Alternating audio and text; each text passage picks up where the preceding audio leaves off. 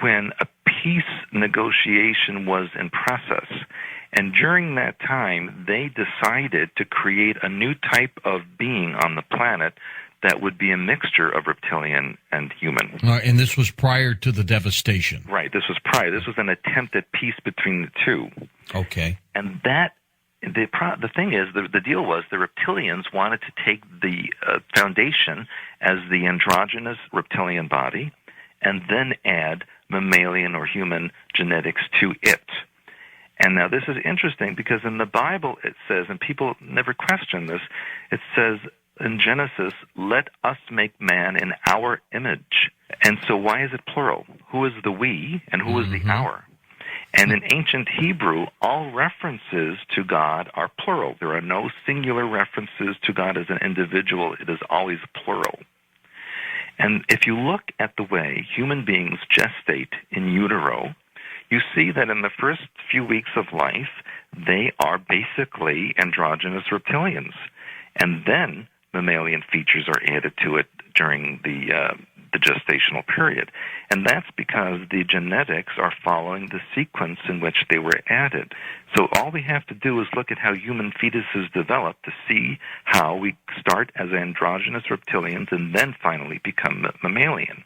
Could this genetic manipulation, could that have been where the story of Adam and Eve occurred? Absolutely, and the allegorical story of how Eve was created from the rib of Adam is basically about how an androgynous reptilian body was broken down into male and female components. That's an allegorical story of Adam and Eve. Should have asked one of our guests last night who believes he's the reincarnated Adam. I see. Well, we all are in some way, aren't we? Yeah, I guess we are.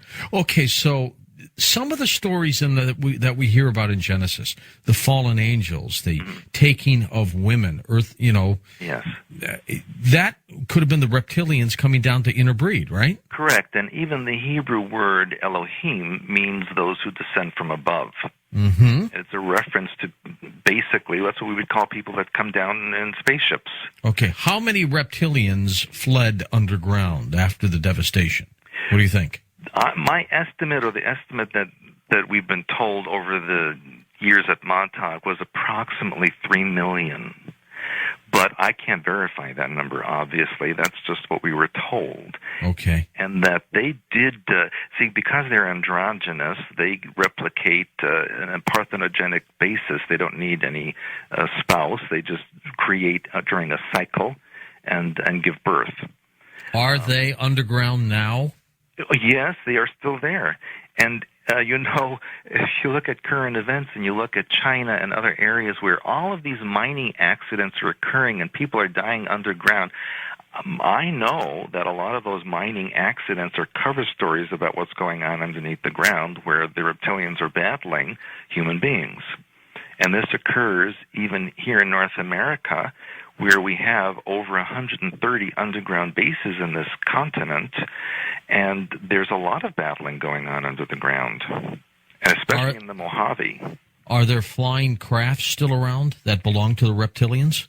Yes, there are, and I do have to say that a large percentage of the so-called UFOs that we see that are reported in this planet, many of them come from here. There are not so many from elsewhere, but many come from from our planet. Who has the higher technology, the reptilians or Earthlings, I guess? Both. We have government craft, and we also have the reptilian craft. And we have, of course, the mixture of others that come here. But for the most part, there's only 4 or 5 alien civilizations now that interact with this planet that are allowed to come here.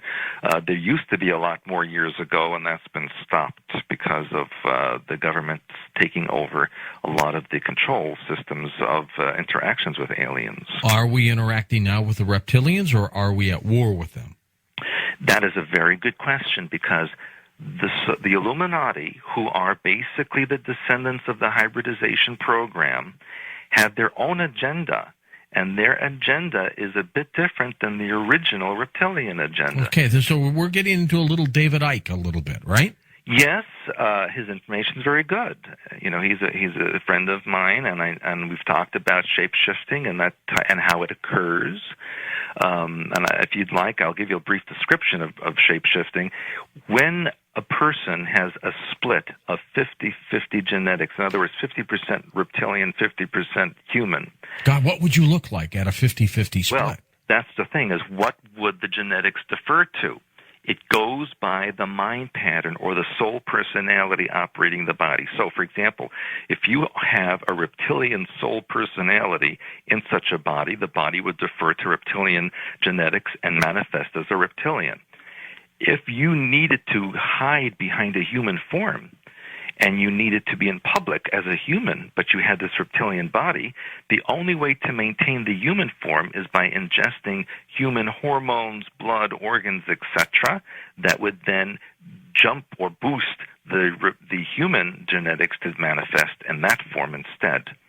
And that is why many of these Illuminati societies have these sacrificial rituals or sexual rituals where they bring up the human harmonics or energies so that they can maintain the human form. Some people I've looked at have what I've always thought to be reptilian-looking eyes. Yes. Can they, these shapeshifters, can they hide the eyes? Yes, they can, but when they get very angry or they get very intense, the eyes shift. And you can see this a lot. They get yellow or they get black. And they look like slits, instead of the round pupils. And you can see that this happens sometimes on TV. If you look at sometimes some of the government officials when they're speaking, on occasion you can see that happen briefly. And you have to ask yourself, and you look at all these skin conditions that these leaders have, where suddenly they're going to the hospital, getting skin lesions removed, et cetera, and that's when you shapeshift frequently. The body then starts to lose the genetic memory of what shape am I. So very often when they go back to human form, there's a spot or two here or there that maintains reptilian form, and then they have to cover that up. Give me a painted picture here, Stuart, of what a reptilian looks like. There are... I'm picturing a crocodile. Maybe that's not right. Huh? Well, that's not exactly right, but we know that there are 7 different species within the Draco Empire or hierarchy.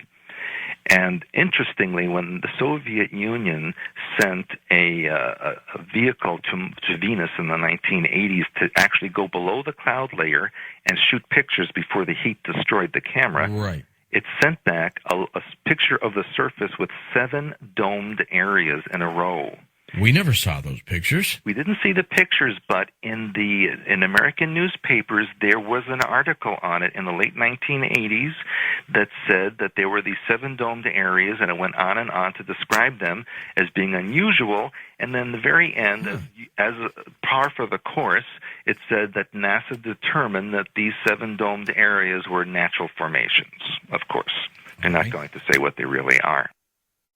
If you know about reptilian culture and you know about the 7 species and there's a hierarchy, they don't mix together, it would make very good sense that when you colonize an area, you have separate living quarters for each of the species.